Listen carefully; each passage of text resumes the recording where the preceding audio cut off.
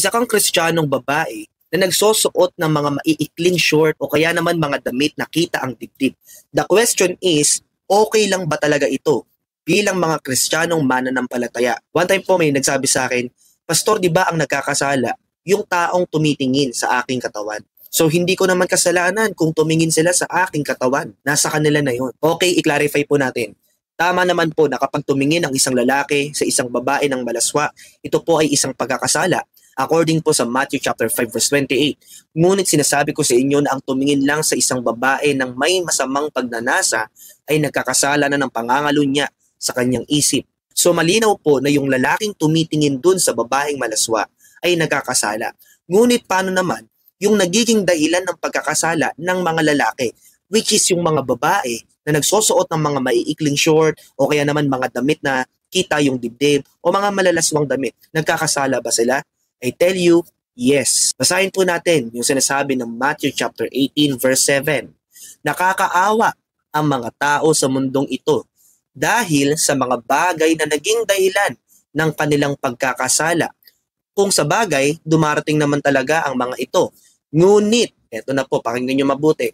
Ngunit, mas nakakaawa ang mga taong nagiging dahilan ng pagkakasala ng kanyang kapwa. Nakita nyo po, kung nagkakasala ang lalaki sa pagtingin, paparusahan siya ng Panginoon at nakakaawa daw ito. Ngunit yung nagiging dahilan ng pagkakasala ng pagtingin ng lalaki, which is yung mga babae na nagsusuot ng mga malalaswang damit, ay mas nakakaawa daw ang sasapitin nila sa Panginoon. So malinaw na kahit na hindi ikaw yung tumitingin, pero ikaw yung tinitignan, ay nagkakasala po tayo sa Panginoon. Kumbaga, nabibigyan natin ng pagkakataon ng ibang tao na magkasala, so nagkakasala ka din po. Sabi po ng Biblia sa Romans chapter 12 verse 1 ay ganito, Therefore, I urge you, brothers and sisters, in view of God's mercy, to offer your bodies as a living sacrifice, holy and pleasing to God.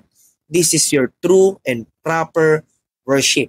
Sinabi po sa verse na ito, ang ating mga katawan ay dapat po in-offer natin as a living sacrifice, holy and pleasing to God. So meaning to say, yung katawan mo na yan, lagi mong iisipin kung nakakalugod ba yan sa Panginoon, nakakaluwalhati ba, napiplease ba natin si Lord sa bagay na yan.